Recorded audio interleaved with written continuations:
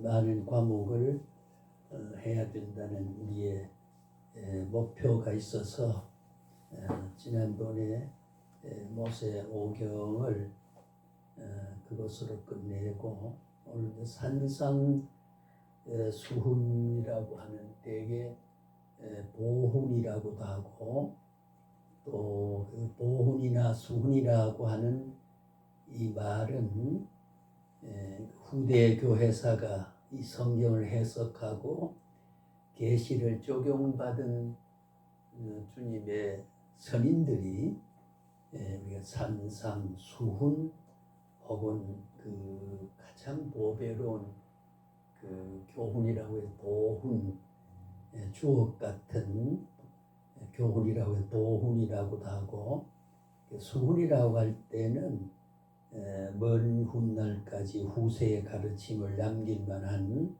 그런 본뜨는 귀한 가르침이라고 해서 수훈이라고도 합니다. 근데 이것이 원래는 원래는 최초에 우리가 계시 중심으로 표현할 때는 이제 산상설교라고 하는 거, 산상설교인데 설교 가운데 이제 금과 옥조 같은 귀한 말씀이기 때문에 그 설교를 수훈이다, 보훈이다 이런 말씀을 하게 된 것이지요. 그래서 우리가 그 영어로 말할 때는 Mountain on the Sermon이라고 산 위에 그 그리스도의 그 산에서 설교했다. 그래서 그 설교 내용이 5장에서 7장까지의 따져보면 참 금과 옥조의 귀한 말씀입니다. 그래서 인도의 유명한 힌두교 교주가 산상수 팔복을 연구를 바라보고 참 이렇게 하늘나라에 귀한 말씀이 있을 수 있느냐. 그러니까 어떤 개신교, 기독교 신자가 어떻게 종교가 다름에도 이 말씀을 경전을 이렇게 높이 평가합니까? 그럴 때 이거는 인류가 이렇게 살아가는 모든 종교를 막론하고 산상수훈에 예수님이 설교하신 이 내용대로 산다고 하면 참 모든 종교가 다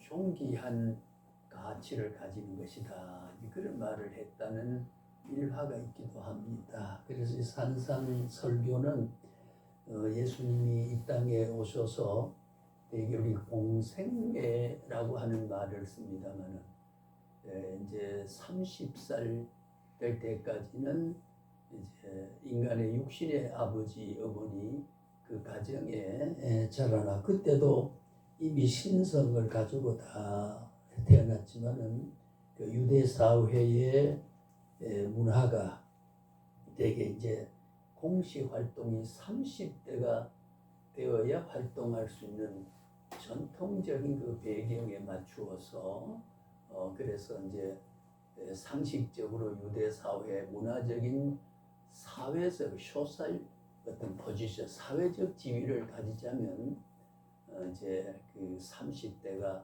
예수님은 율법을 숭상하고 이렇게 하지 않았지만은 율법을 무시하지도 않고 유대 사회 모든 전통을 무시했다면은 주님은 3년 동안도 배겨내지 못하죠. 그런데 다 지키면서 주님의 하늘보 나라 복음을 전할 수 있었다고 하는 것은 성경이 말씀하는 것이고, 그래서 공생이라고 그럴 때 이 30살이 됐을 때 3년 동안 하늘나라의 진리로서 생명으로서 복음 자체로서 이 땅에 육을 입고 오신 하나님으로 증거를 할 때 오해를 참 많이 받았지요.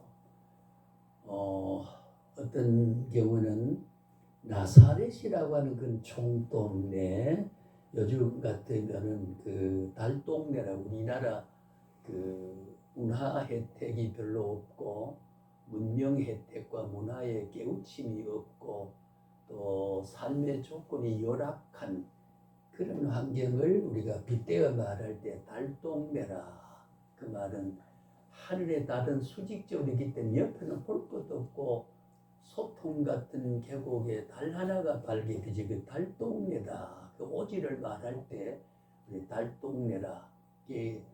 베들레헴이라고 하는 곳과 나사렛이라고 하는 곳은 대개 이제 그렇게 유대 사회가 예루살렘을 중심에서 문화를 일궈갔던 유대인들은 그렇게 평가했는데, 예수님은 베들레헴에서 태어났고 그 베들레헴은 상당히 뭐랄까요, 예수님 이후의 전통적인 사회와 지리적 조건을 가진 거지만은 그 당시에는 이제 그렇게 치부를 받던 곳에 주님이 예언한 대로 또 미리 알려주신 대로 태어났지요. 그때 이제 수많은 사람이 자기 고향에 호적하러 올라갔을 때 성경에 보면, 옛날 성경은 사관에 들리려고 해도 오늘 같으면은 이제 모텔이라든가 호텔이라든가 여관이라든가 여인숙이라든가 이렇게 쓰는 말이 이제 사관이라 들릴 데가 없단 말이에요. 그냥 사택이 없고 집이 없다. 자기가 모든 사람 모여들. 그래서 말구유간에, 구유라 그런 말과 소를 이제 그 여물을 먹이는 그게 여물통에 가서 마리아가 예수님을 잉태했다고 하는 것. 참 그 태어나는 거는 더 낮아질래야 낮아질 수 없는 가장 인간의 비천하고 생명으로 이 땅에 타도, 개가 짐승도 태어나 자기 우리에 북대기를 깔고 이렇게 태어나고, 삼세도 보면 자기 그 깃드는 곳에 보면은 부드러운 그걸 섬세한 걸 깔아놓고 거기에 알을 놓고 하는데, 우리 예수님은 하나님으로 오시면서도 말구유 자체도 천박하지만 그 구유의 소통은 거기에서 태어났다고 하는 건 뭘 의미하느냐? 그게 바로 빌립보 2장에 나타난 하늘 영광 보좌를 취하려고 하는 동등됨을 가지려고 하지 않으시고 낮고 천하, 그 천하다라고 하는 것은 예수님이 태어난 곳을 그 당시에 유대 사회가 아니면 온 인류가 그럴 정도가 더 천한 것은 없죠. 그게 오히려 사람의 화장실이라고 해도 될 법한, 그는 짐승이 염을 먹고 배설하는 그곳에 태어났다는 것보다 더 낮아질 수는 없는 것 같아요. 뭘 의미하느냐? 가장 인간의 그 천박, 더 낮아질 수는 천박한 인간의 생명의 근원에서부터 주님은 생명을 살려내고 위대한 천국 복음을 읽어서 인류의 타락한 역사를 새로 개조하고 개선하고 광명한 영광의 빛을 비춰서 역사를 구출하기 위한 하나님의 귀한 첫 출발이 거기서 됐던 거거든요.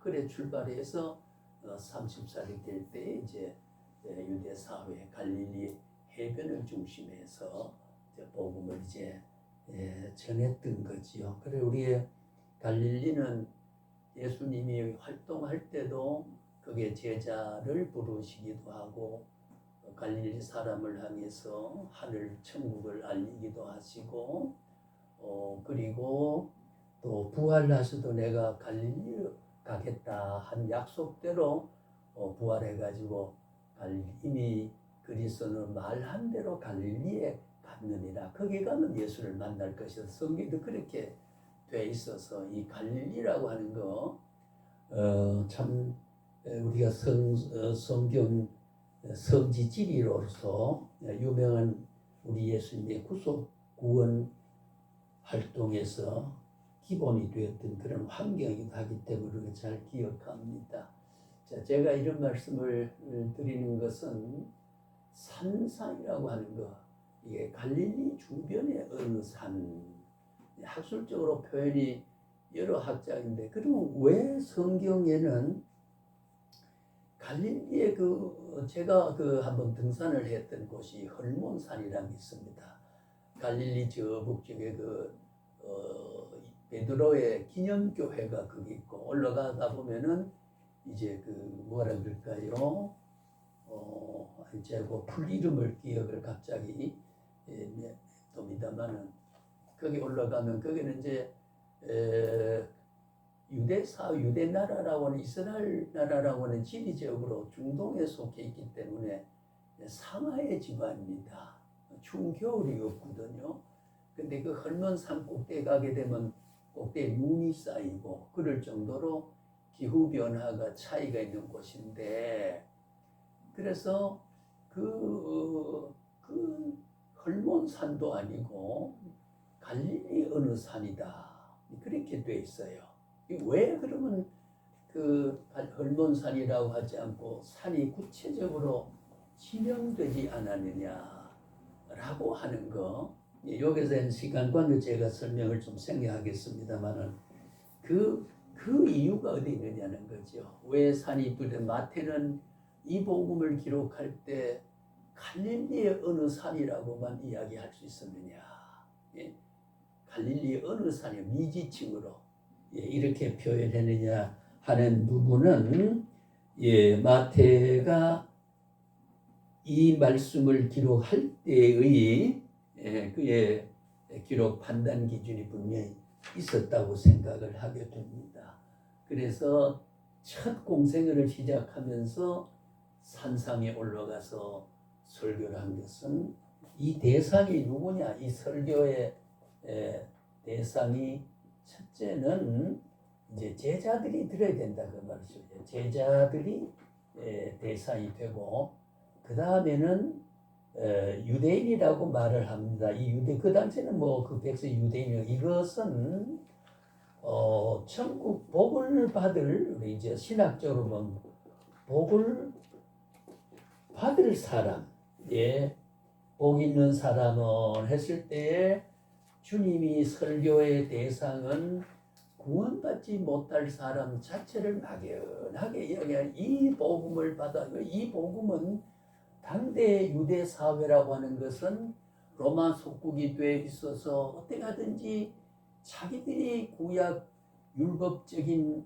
언약된 메시아는 지상에 와서 지상 메시아로서 이스라엘을 구출하고 만왕의 왕으로 오신다고 했으니까 왕이 되어서, 그래서 이 유대 사회를 평정하고 로마 속국에서 벗어난 독립을 기하고 여러 가지 기대했던 예수님인데, 예수님은 전혀 그런 표시도 하지 않고 그렇지 않다는 말씀을 성경에 수하게 나타내. 제자들도 부름을 받아 그를 수종 들고 있으면서도 예수님이 이 나라를 통치하게 될 때 너는 오른쪽 나는 왼쪽, 옛날에 왕정 시대의 행정 제도적인 표현을 하면은 우의정 좌의절하게 다 다툼을 가지는 정도로 예수를 현실적인 왕으로, 그러니까 유대인의 왕이라는 명패를 해서 자칭 유대인의 왕이다. 실제는 만왕의 왕이고 유대인의 왕이고, 유대인의 왕이라고 하는 것은 그 복음의 대상을 하나님이 육을 입고 온 유대 사회를 지정해 거기에 태어났기 때문에, 그 유대 사회 이스라엘은 온 인류의 구원받을 수 있는 영적 이스라엘에 대한 표상적인 대사이라 그 말이지요. 표상적인. 이미 그 유대 사회라서 산상 설교를 할 때 듣고 했던 사람들은 이미 잠재적으로 하나님의 섭리와 예정 속에 잠재적 존재는, 나도 산상 설교에, 오늘 보세요.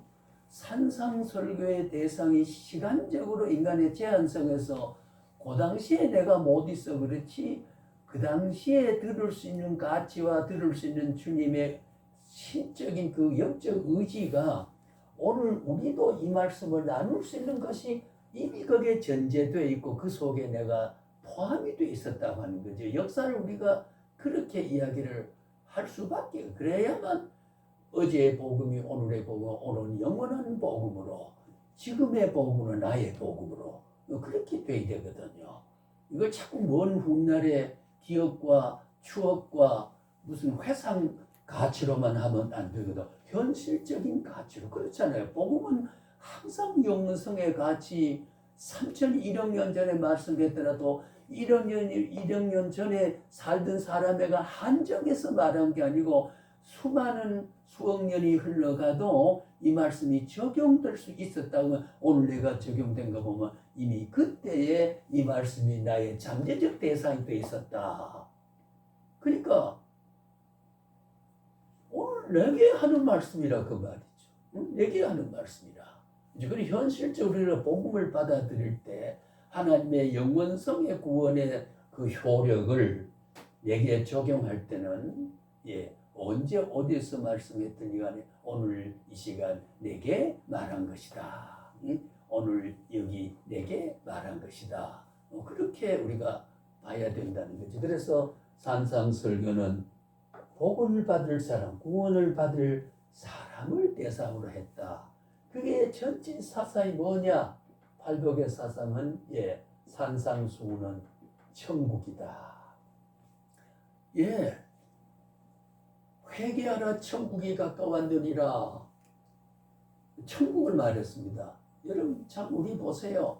이 땅 위에 살아가면서 시간적으로 공간적으로 상황적인 제한 조건 속에서 무한한 하늘에 영원한 다함이 없는 영원한 세월 영원히 살 수 있는 하늘이라고 하는 그런 실존적인 신앙의 존재를 우리 마음속 가슴에 그리지 못하거나 그것이 기도 속에 그것이 말씀 속에 그것이 신앙 안에 천국이라는 실존적인 초월된 가치를 넘어서 비춰지고 있고 그것이 있다. 그러면서도 제한 속에 무한의 천국이 내게 임재해 있다. 신앙이라고 하는 것은 복음이라고 하는 건 구원이라는 그런 의미의 연결이 없으면은 이거는 한 개의 종교 교회 아니고 하나의 무속이요 철학일 수밖에 없는 것이다. 그러니까 우리가 산상수훈의 가장 중요한 것은 하늘나라, 천국이 세례 요한이 이 땅 위에 외칠 때도 회개하라 천국이 가까웠다. 복음은 뭐냐? 천국을 말하는 것이다. 하늘나라 가서 영원히 살 수 있는 그것이 시간 제한에서 영원히 복된 소식이고 여기라는 이 험준한 세파에서 그런 것이 없는 위대한 아름다운 세계가 복이고 그렇지 않습니까?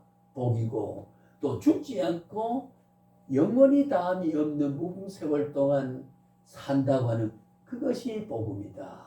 그러니까 그 뭐 속죄에 있고 하지만은 그래서 우리가 하늘나라는 복음이라고 하는 거예요.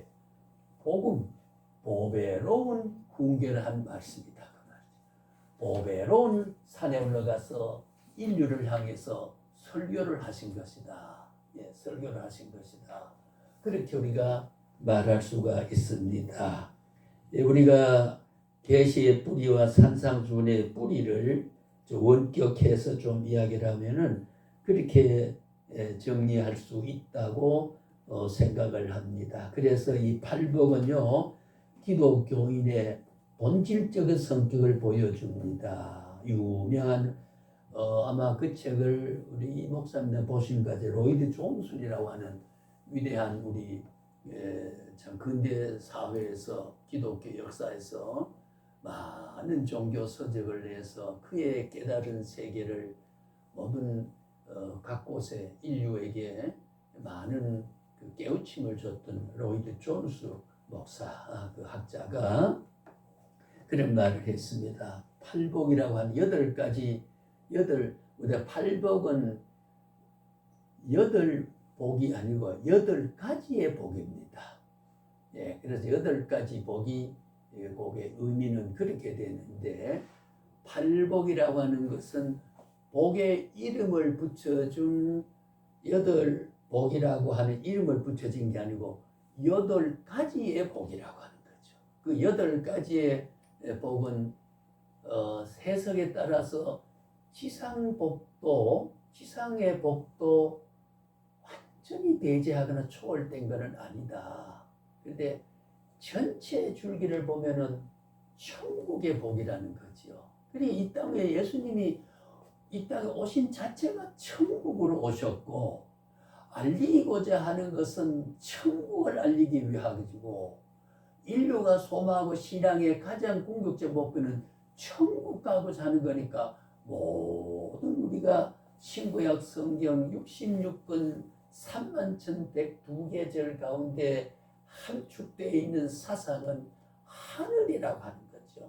네, 천국을 녹여가지고, 그래서 첫 설교를 산에 올라가서 첫 설교를 인류 사회를 위해서 당대 유대 사회를 향해서 이렇게 하는 자는 복이 있는 것이다. 그걸 보면은 구약의 율법을 지난번에 복음과 율법을 얘기했습니다만, 모세가 시내산에 올라가서 십계를 받고 십계를 활용해서 613계라고 하는 그런 종을 가지고 살아갔던 모든 것과의 정신적인 윤리적 사상, 정신적인 글이 하나님의 가슴 속에 짜여 나왔던 그 성품이 바로 팔복 속에, 산상수훈 속에 우리가 그대로 믿고 살아가야 된다는 게 서로 분리되어 있지 않다. 그래서 모세는 시내산에 올라가서 십계를 받았고, 지난번에 말씀 나누었던 것처럼 애굽에서 그 수많은 군중을 황망한 들판에 오합지졸로 모아놓고 십계라고 하는 계명이 없었다고 하면, 그렇지 않습니까? 십계라고 하는 계명이 없었다고 하면 그 군중이 무엇을 목표하고 어떤 기준으로 질서를 유지하고 생존을 유지하고 선민의 형성을, 택한 하나님의 백성의 형성을 어떻게 해가겠느냐는 거지요. 그러니까 그 십계명은 그런 의미에서 하나님의 백성을 그 출애굽해서 오합지졸로 하나님을 압니까? 법을 압니까? 복음을 압니까? 뭘 압니까? 지도자가 바로 있습니까? 그저 종살이하고 벽돌 굽고 일하고 그렇게 종살이 하던 사람을 끄집어내서 그것이 나의 백성이다라고 말할 수 있는 의식을 열고 삶의 규정하고 인도하고 계획을 정해서 그 군중의 질서를 유지한다고 하는 것은 그 십계라고 하는 거, 계명이라고 하는 거 얼마나 소중한 것이냐는 거지요.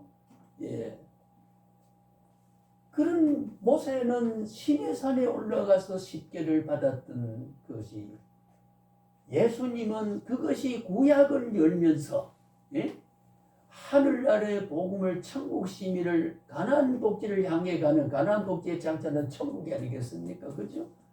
상징하는 거. 첫 복음을 십계를 통해서 하나님의 백성을 다스렸던 것처럼 이 땅에 오신 예수님은 모세의 원형으로서, 모세가 예포라고 하면 원형이지요.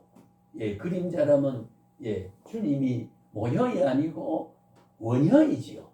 원형, 원래 있었던 본질적인 존재를 가려졌기 때문에 모형을 모방해서 이런 것이다로 미리 알려준 것이 모세라고 하는, 예수님은 첫 발을 디딜 때 갈릴리 어느 산에 올라가서 팔복을 말한 것은 십계명과 팔복이, 만약 인류 역사 가운데 산상수훈이 없었다고 하면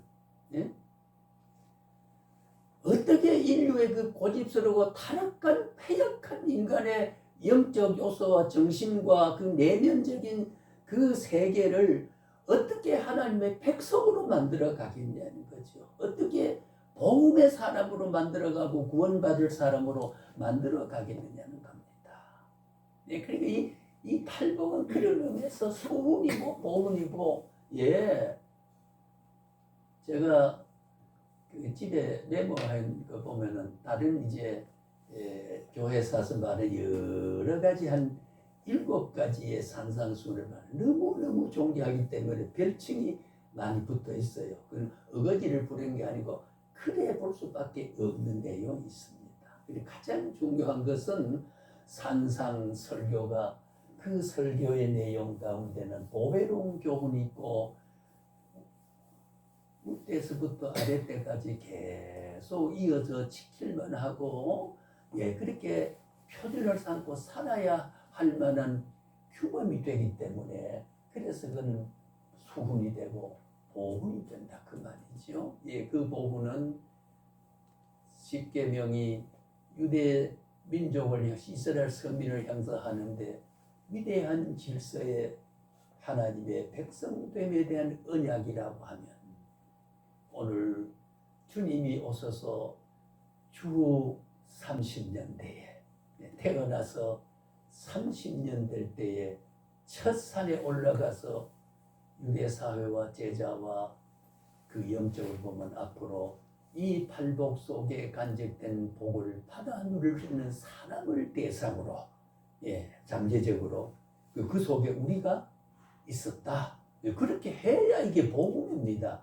그렇게 해야 영혼의 가치를 시간 속에서 세월을 아끼라 때가 아까는 그 때 속에서 세월을 지금 우리가 속량해 사서 누리게 되는 거예요. 지금 우리가 여기 앉아 있지만은요, 천국에 앉아 있는 일정 부분이 여기에 상징적으로 있고 시간적으로 영혼을 사는 것에 상징적으로 있다고 하는 것이고 영원한 몸이 되는 것을 영적으로 약속되고 시한을 정해놓고 기다리고 있는 그런 거니까 구원은 현재 성에서 산상수훈의 설교의 대상은 오늘 여기 내게 해당된다 그 말이에요. 언제나 복음은 그래야 됩니다. 그런 의미에서 보면 지난번에 말해요. 십계명은 폐지됐다든지 지금 소용없다든지 구약에서 행하던 예수님 시대에 행하던 11조는 지금 필요 없다든지 그 10의 1조가 들어가는 헌금이라고 하는 것은 모든 소유는 하나님의 것이고 하나님의 것을 하나님께 돌려드린다는 그리고 돌려드리면은 받을 수 있는 분이 하나님의 실존적인 존재를 믿는다는 위대한 헌금 사상 속에 있는 겁니다. 그게 폐기됐으니까 어쩌고 저쩌고 말하는 것은 너무 신학을 입체적으로 깨우치지 못한 사고 속에서 표현된 망발이라고 저는 봐요. 그러면 안 되거든요. 성경이 어느 시대만 해당되고 어느 시대 폐지되고 아까도 말했지만은 31,102개의 절은 지금도 천국 갈 때에 다 유효하고 한 기절도 뽑아버리면은 안 되거든요.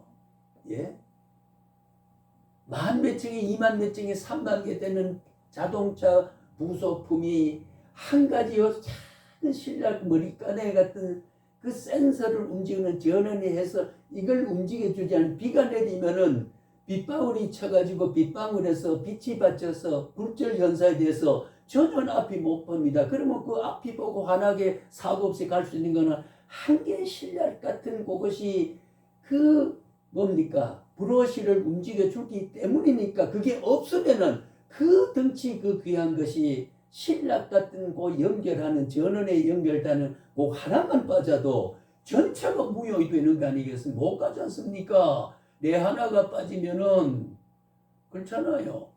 성경에 어느 한 구절이 빠져버리면 어떻게 된단 말입니까? 완전히 불완전하잖아요. 완전한 복음은 완전치 못한 복음이 되잖아요. 완전치 못하 그러면 성경에 하나님은 완전하시다는 분을 전능성에 대한 결손이 생기잖아요.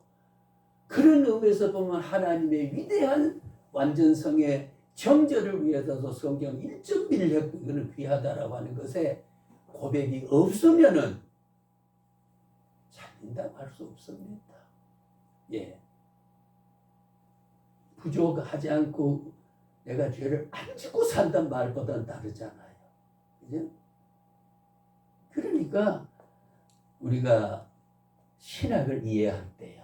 신학을 이해할 때. 이런 우리가 원리적 개념화가 굉장히 중요하고 세밀한 건 나중에 책을 보고 세밀한 거 같이 하면 돼요. 그럼 그것을 전체 속에서 이 부분을 이해하려고 해야 되는 거지요. 예, 제가 전에 예를 들어드렸죠. 아이고, 그도 한 사람의 여성인데 뭐 그러면 남자가 아닌데 이런 뜻이 아니잖아요. 앞뒤의 문장을 보면 뒤에 문장을 보면 그도 한 사람의 사회생활 가운데 사는데 약하고 유약한 사람이기 때문에 그럴 수밖에 없다라고 하는 것을 유약성을 말하는 여성을 말하지 성별을 구분하는 거 아닌데 글자의 매가 여자적으로 설명해버리면은 여자는 남자가 아닌 사람이라 이래 해석해버리면 그 본문 속에 주는 여성이라는 한 단어가 전혀 아니라고 하는 거죠.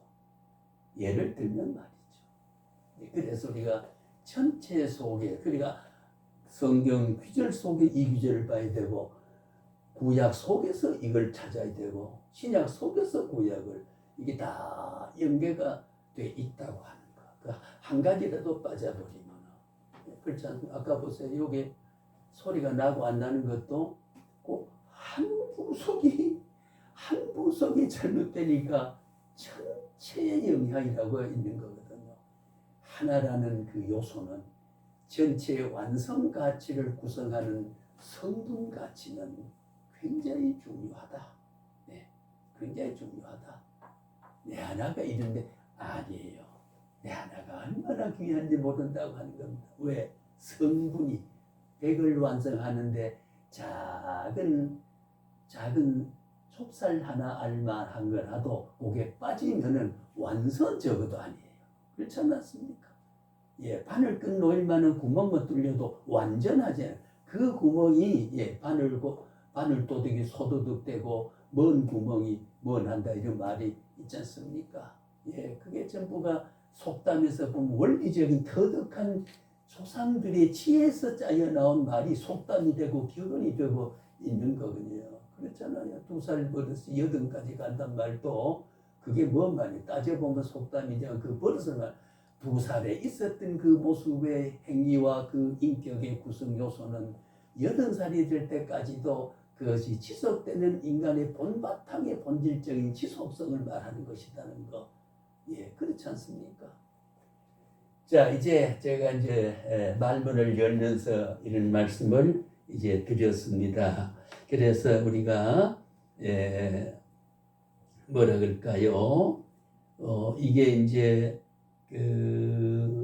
어떻게 봐야 되느냐 하는 게 문제인데 무슨 말이냐면은 산상보훈 산상수훈을 명령형으로 봐야 되느냐 서술형으로 봐야 되느냐라고 하는 겁니다. 어떻게 볼까요? 자, 지난번에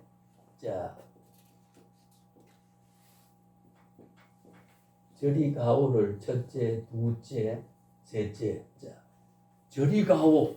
그러면 저리 가십시오. 명령이죠. 그렇죠? 예. 저리 가오. 나는 저리 갑니다. 서술했지요. 저리 가오? 저리 갑니까? 그러니까 물음이죠. 어디로 가는지. 말의 고저에 따라 가지고 명령도 되고 자기 행위를 남에게 알리는 서술. 난 저리 가오. 예. 저리 가. 그러니까 아세요. 서술도 되고, 예. 당신 저리 가오. 명령도 되고, 예. 저리 가오. 그리 갑니까? 라고 하는 것도 되니까 그 인터내셔널이라고 하는 게 참 말이란 거 중요하죠. 그래서 우리가 그런 페이스 투 페이스 토킹, 주님의 얼굴을 바라보고 그 상황과 조건과 그때 그게 없으니까 성경은 고전적인 당시의 문화적인 당시의 배경과 어떤 환경 속에서 이 말씀이 나왔느냐라고 알아야만 되기 때문에 그 환경이 오늘의 환경과 어떤 매치에 대해서 그 교훈이 현대에 유효하냐 이게 중요하거든요. 제가 전에 그 말 여기서 했는지 모르겠습니다. 제가 대학 2년 있는 필라델피아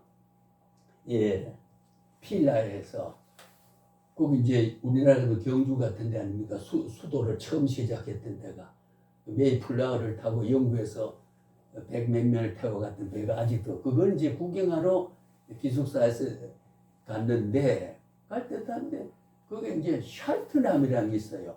쉘트남. 근데 예, 우리는 씨에 치면 예, 초코 뭐저 치킨 뭐 이런 C로 발음을 하잖아요, 그죠? 근데 제가 기사대 이 버스 찰떡한 거 아니고 no, 어이 찰떡하는데 찰떡은 아니 찰떡해 막 이라는 거. 그래서 제가 왜 아느냐 이제 찰떡. 찰떡함을 그지 않으면 우리는 잘 모른다는 거예요. 예를 들면 예, 우리가 열차를 자가용 타시는 게 잘 안 들으시겠지 보면 우리말 한 번 하고 중국어 한 번 하고 또 일본 하고 영어도 하고 이렇게 안내 방송이 나옵니다. 근데 얼핏 들으면 전혀 발음이 안 돼요. 왜냐하면은 문장을 보고 음성에 융합을 시켜야 되고 또 그것은 말을 보고 융합을 시켜야 문자 글자의 발음 기호적 표현 가지고는 실제 언어 현장에는 안 통할 때가 있어요. 예. 제가 처음에 그 미국의 비자를 받을 때요. 그 이제 헤드레터라고 우리가 편지를 레터라고 하잖아요. 근데 미국 대사관에 비자를 받으러 간댔어. 예, 헤드레터. 그럼 레터라면 중고등학교 레터라면 배웠는데 헤드레터. 말을 못하라고 배웠잖아요. 근데 워러. 그러니까 이 발음이 문자를 가지고 실제 어느 발음 요소와 결합시키지 않거나 발음 요소에다가 그게 뭐를 이런 말 한다는 거 문자와 결합시키지 않으면 뭔 말인지 워터라고 물을 아는 사람 워러워러 그래봐요. 이거 어떤 소리인지 알지 누가 물이라고 합니까? 예를 들어 언어 문화라고 제가 이런 말씀드리는 예를 드는 것은 성경의 말씀도 이것이 뭐 명령형이다 서술형이다 하는 이 내용을 어떻게 규정하느냐 따라서 복음이 우리 속에 복음으로서 진리로서 내게 각인되는 요소와 작용이 내 고백과 영성 안에 작용이 달라요. 진폭이 달라요. 효력이 다를 수 있다 그 말이에요. 예, 그렇습니다. 그 말을 제가 하기 위함입니다만은 그렇잖아요.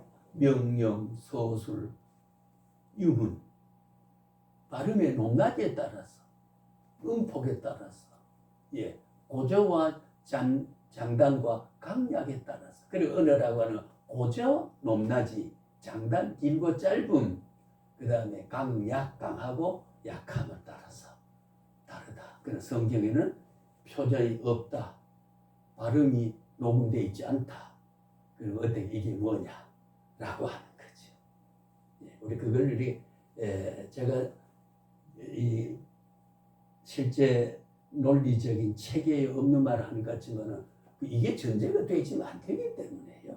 예, 우리 그럴 필요가 있다는 말씀 제가 드리고 그래서 아까 말씀드린 대로 이것이 명령형이냐 서술형이냐 말을 할 때에 학술적인 그 영어로 표현한 말이 쓴다마는 대개 요걸 명령형이 아니고 서술형이다라고 하는 것이 일반적인 해석입니다. 예를 들면은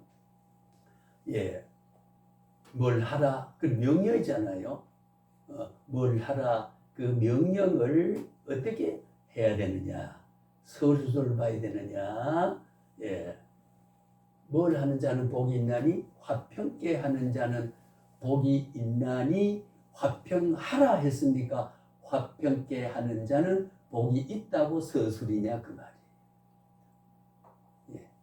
한전사님 저리 가면 됩니다. 저리 가십시오. 그러니까 저리 가면 안전합니다. 명령입니까 서술입니까? 그렇잖아요. 그죠?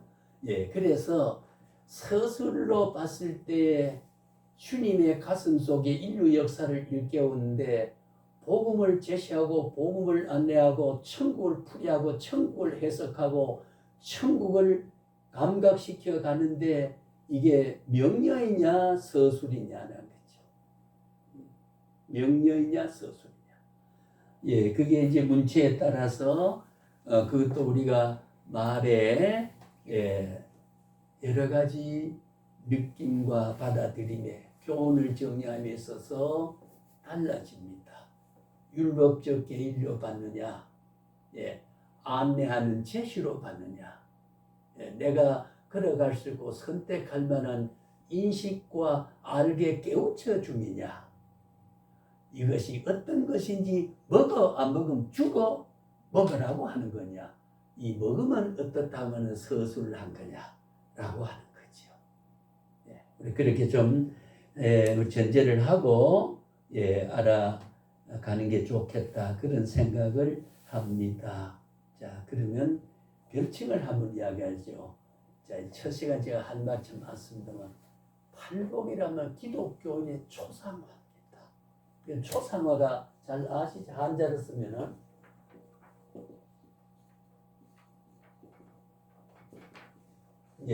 초상화.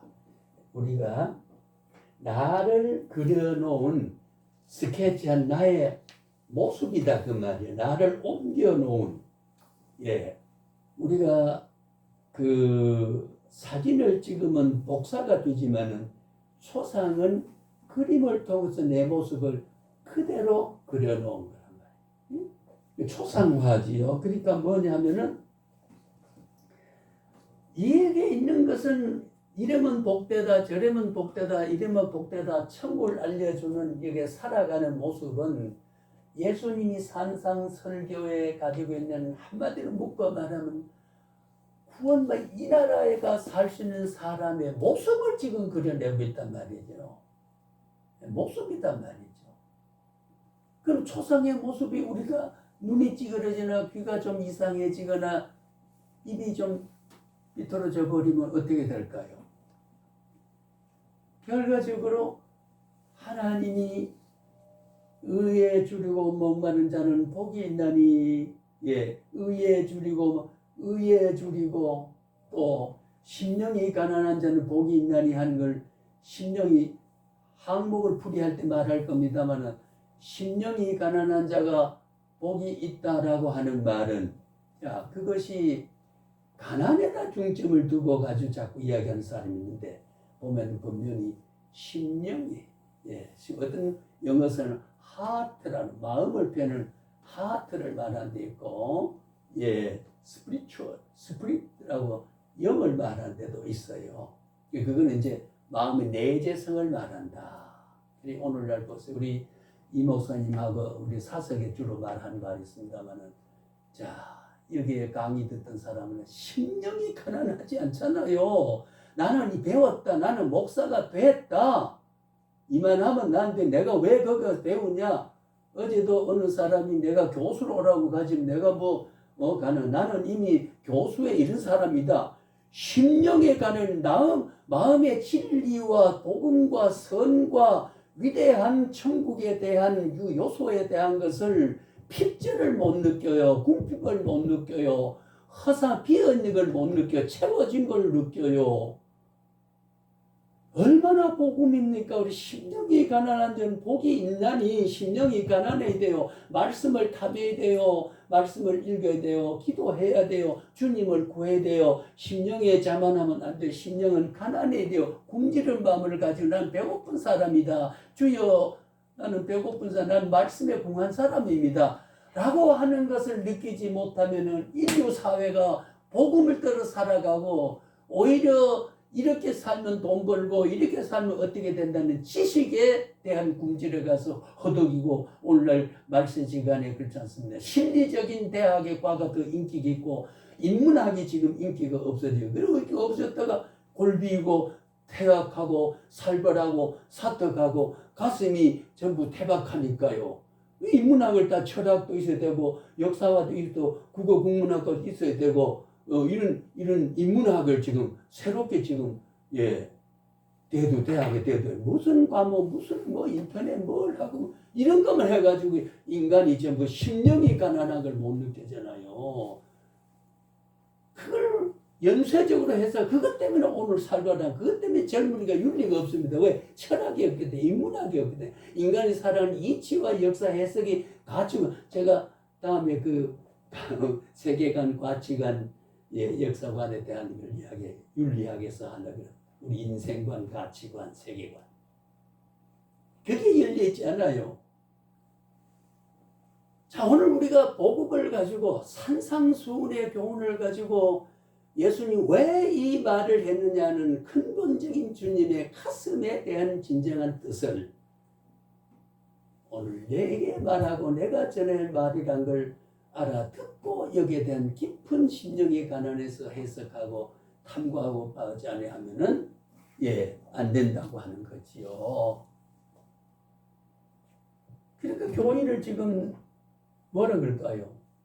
홀빈 교훈을 만들어요. 다른 걸 채워줘요. 출세하고 번영하고 복받고 출세하고 부자 되고 그런 부조리한 건 없어. 영리가 없습니다.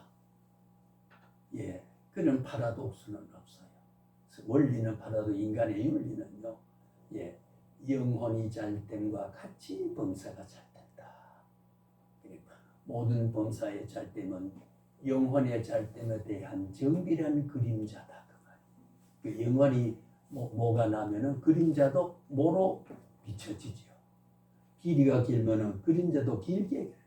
영혼이 잘됨과 같이 범사가 모든 일이 영혼이 잘됨에서 범사가 비춰지는 그림으로. 교회는 비비 꼬이고 영적은 비비 꼬인데 육체는 배가 다 살이 져가지고 기름져서 그럴 수는 없지 않습니까? 그런 영리를 말할 수는 없는 거거든요. 가난한 시대, 자유 없는 시대, 독립이 없는 시대, 그런 고난과 핍절한 그 시대를 향해서 예수님은 부지런하게 살아라. 그러면 부자 될 것이다. 그러면 독립도 곧 올 것이다. 왜 이 말씀을 하지 않고 심령이 가난하면 복이 있느냐. 이런 살벌한 제한된 역사 속에서 하늘나라를 가슴에 품지하고 살아가는 사람은 안 된다는 거지. 주님이 이 땅에 오셔서 일관했던 그 표현 왜 오셨냐 그 말. 내가 왜 육을 입고 하늘나라 영광 보좌를 버리고 최악을 여기지 않고 왜 오셨느냐 그 말이야. 눈물을 닦아주러 오셨지. 죽음을 생명으로 바꾸기 위해 오셨지. 흑암을 광명으로 바꾸기 위해 오셨지. 그러니까 신령을 말씀을 삼하고 영혼의 갈급함을 떠서 진리를 사모하고 이 땅에 보이는 이 현세적 세계의 자족감에 몰입되지 말고 내가 늘 진리와 참된 윤리와 도덕과 가치가 인륜적인 질서가 어디에 있느냐는 것을 늘 가난하게 내가 속빈 사람을 생각하고 그걸 탐구 채우려고 하는 주님의 이 말씀은 참으로 수훈이요 보훈입니다. 수훈이요 보훈이라는 것은 이게 없었다. 10계명이 없었다 하면 오늘 기독교 사회에서 물질, 문명, 3만 불, 5만 불 시대에 가는데 심령의 가난을 주님이 팔복산에서 교훈하지 않았다고 하면 인류의 교회는 뭐를 추구하고 여기 기도하러 오겠어요? 설교가 왜 필요하겠습니까? 그렇잖아요. 이런 기초를 말씀하지 않았다면, 이것을 인류 역사에 남겨놓지 않았다면, 기록해 놓지 않았다면 교회가 어떻게 섭니까? 어떻게 목사가 태어날 수 있습니까? 신학이 어떻게 있을 수 있습니까? 그렇잖아요. 참 귀한 거거든. 우리 눈물겹게 감사하고 귀한 거거든요. 십계명이 그래서 귀한 거거든요. 그렇잖아요. 바로의 명령에 울고 울던 그 사람들이 나 외에는 다른 신이 없다. 나 외에는 다른 신이 없다. 이거 거짓말하지 말고 살아야 된다. 탐내지 마라. 미워하지 마라. 이게 얼마나 귀한 거냐. 증오에 폭발쳤던 선민의 가슴을 향해서 그렇잖아요. 얼마나 귀한 복음이냐 그 말이에요. 그걸 지키지 못했죠. 그러니까 그리스도가 완성하러 오실 수밖에 없었던 거 아니겠습니까? 자, 그래서 발복은 기독교인의 소상하다. 예, 팔복에 참여하는 사람이라면 어떻게 돼요? 팔복에 참여하는 사람이면 어떻게 될까요? 구원받을 수 있을까요? 구원받은 사람일까요? 자, 여기에 위대한 복음의 한계가 있습니다. 팔복에 심령이 가난한 사람은 구원받을 사람일까요? 받은 사람일까요? 중요합니다. 오늘 우리 앉아는 구원을 받기 위해서 발부르치는 수단으로 걸어가는 길인가? 받은 자가 여기 와 앉아 있습니까? 받은 자지요. 팔복에 참여하고 팔복대로 살아가는 사람은 이미 구원받은 사람이다. 예, 그래 구원받은 사람이 천국의 영생을 누릴 완성을 지금 소망으로 바라보고 살아가는 거다. 그러니까 유대 사회를 향해서 말씀했지만은 인류 사회를 해서 말했지만은 지옥 갈 사람, 천국과 관계 없는 사람은 살아갈 사람이 아닌 거예요. 그러니까 결과적으로 구원받은 사람, 받을 사람이 여러분 이 팔복에 참여하는 겁니다. 팔복에 참여해요. 귀한 일 말씀이 아닐 수가 없는 거지요.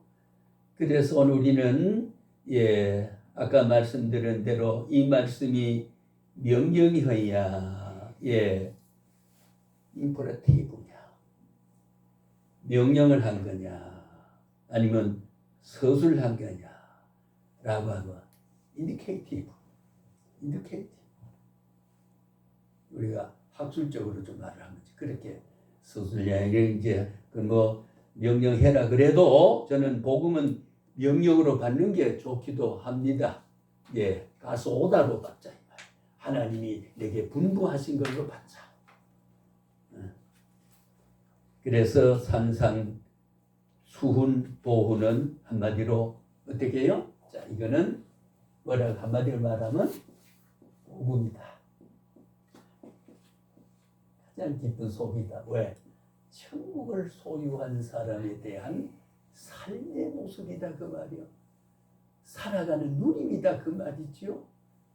그렇잖아요. 심령이 가난해서 기도하고 오면은 심령에 부유가 옵니다. 평안이 옵니다. 세상에 결손된 부분에 대한 고통으로 느끼지 않습니다. 비극으로 느끼지 않습니다. 위안이 옵니다. 그렇잖아요. 영혼의 평안은요. 육체의 결손을 다 우리가 불만으로 받아들이지 않습니다. 마이너스로 느껴지지 않아요. 영혼의 부여는요. 그렇지 않습니까? 복음이에요. 그 다음에 이 복음은 기독교 도덕의 근본 극치로 이걸 가지고 있는 기독교 뭐라고요? 한마디로 하면 대헌자입니다. 우리 나라로 막 헌법이죠. 대헌자이다.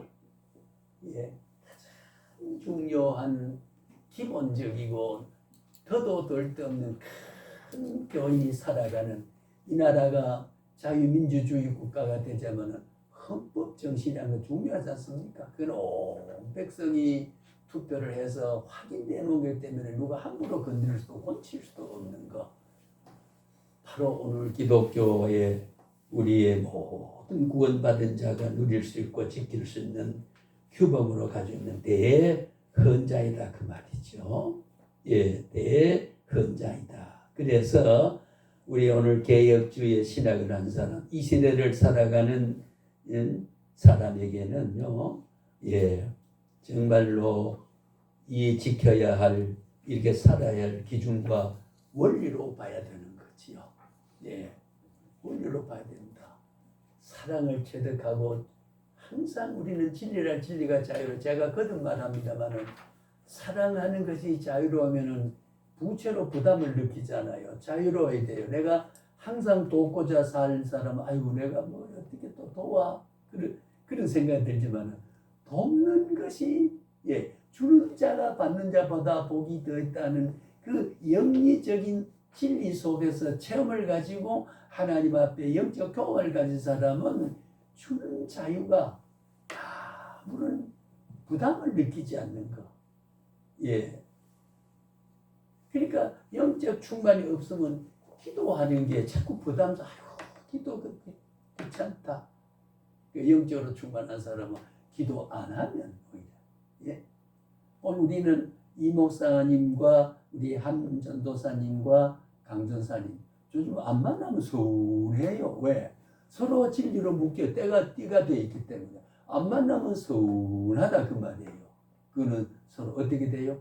이런 진리의 공감대를 가지고 있고 이런 인연이 있기 때문에 그 말은 주님 사랑하게 되면 주님 부르짖지 않으면 안 되는 서운하기 때문에 기도할 수 있는 것은 너무 행복하고 자유로 아이고 기도를 어떻게 하느냐 주님 손이 없으면 못 산다고 하는 영적인 절박성과 곤핍을 느끼지 않으면 그렇지만은 자만하지 않는다면 주님 손 부르짖어야 되죠. 예, 두 마디를 하고 끝나더라도 주여 감사합니다. 주여 살펴주옵소서. 그럴 때 걸어갈 때 하고 아무 그거 없이 내 인생은 내만이 책임자다. 그렇게 물론 지성을 우리의 인격 행위를 쫓지만은 그러나 근본적으로 우리의 인격과 지성과 감정과 의지로 해결할 수 없는 그 너머의 그 시간, 내가 모르고 있는 시간, 알지 못하는 시간, 미지의 시간은 누가 성령의 인도가 주님 보호가 인도가 있어야 된다는 거죠. 왜 주님을 부르시는 것이 부담됩니까? 영적 가난한 마음이 없기 때문에 심령이 가난하지 않기 때문에 이 말은 우리가 안 했지만 우리 이 목사님하고는 몇 번 이거 없잖아. 여기 왜 내가 잘은 못 가르치지만 여기 와서 좀 교역자들 군수신앙 나온 사람들 여기가 좀 들으면 좋잖아. 한 생각 듣고 바람도 쏘고 어쩌고 하고 말이요. 근데 뭘 진짜니 내가 교수해야 되냐. 속된 말하면 나발 함부로 불지 말라는 거지.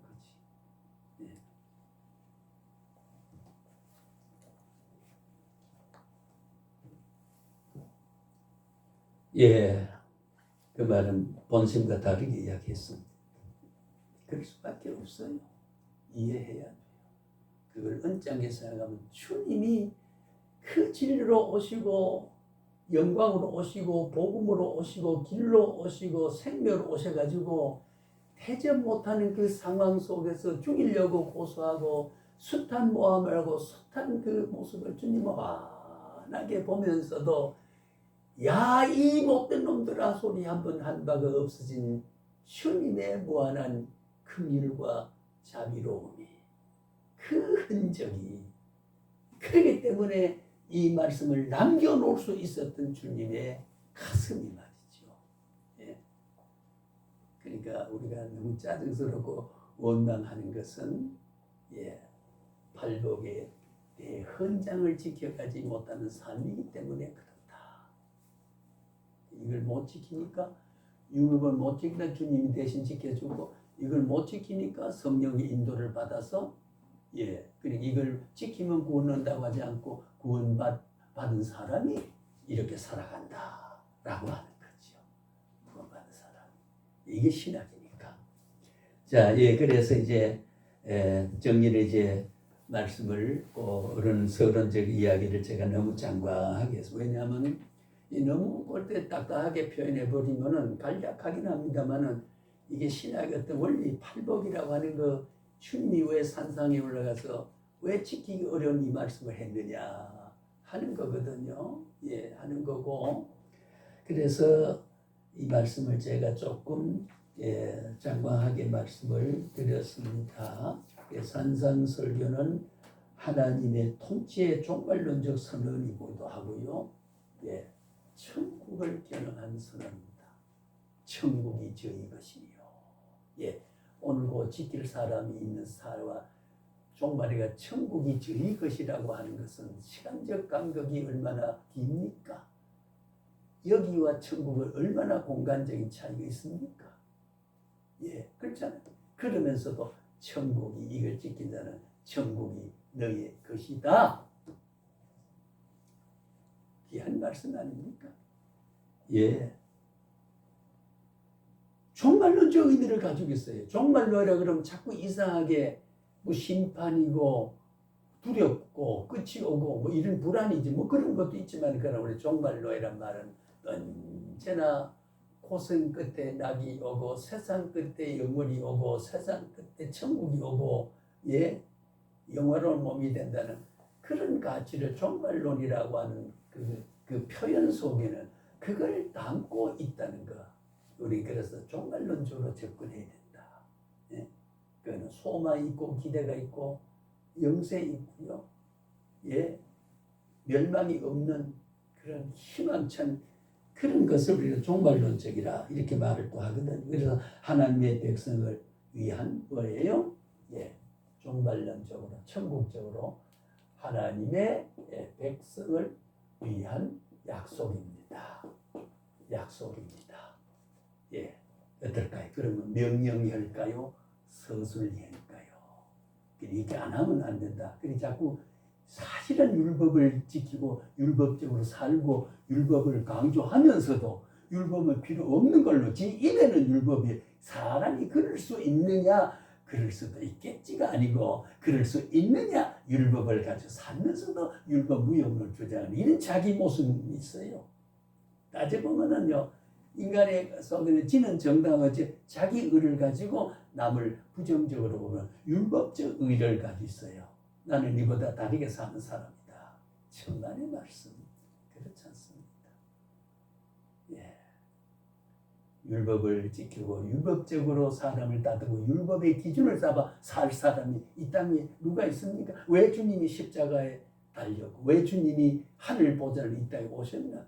율법대로 못 살기 때문에 의의 의롭고 행위의 결수 있고 행위의 업적과 행위의 노력 가지고는 안 되기 때문에 내가 죽어서 네 죽을 대신이고 너다 고통을 내가 당하고 네 죽음을 내가 죽음으로써 모든 것을 너의 대변자로 너의 대속자로 너의 대리자로 주님이 그래서 귀한 일이 아닙니까?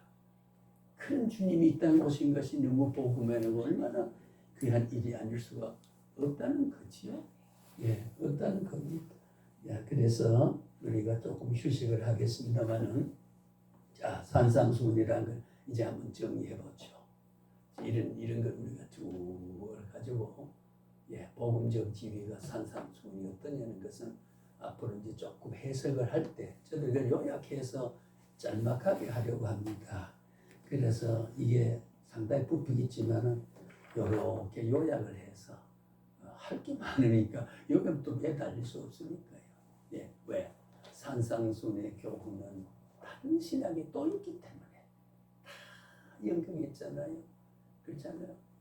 저 집에 갈비탕은 저쪽 집에 가도 갈비탕 있어요.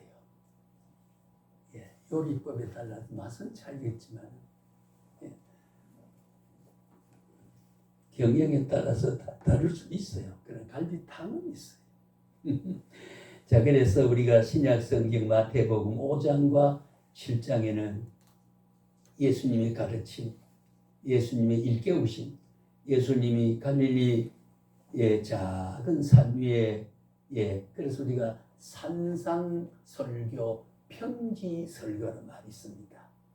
예, 평지들 그래서 어떤 사람 해석할 때에 군중을 그냥 어떤 사람은 상당히 많이 모였을 것이다 그러는데 앉아서 말씀하시다는 거 보면 우리가 성경에서 정황론적 합리적 육출을 해보면 적어도 사람이 수천 명 모였다 그러면 예수님은 높은 돌로 서서 설교해야 되잖아요. 근데 가만 앉아서 설교한 걸 봐서는 큰 군중은 아닐 것이다.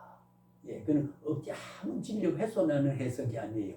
합리적 성경의 원리를 간접 직접적에 벗어나지 않는 표현되지 않는 그 축축으로 그럴 것이다 해석하는 것은 복음을 불신하거나 왜곡하는 게 아닌 게 그걸 합리적 추측해서 해석하는 거. 유추 해석이라는 말을 합니다만은 그래서 예수님이 각 산 위에서 제자들 군중을 행한 설교.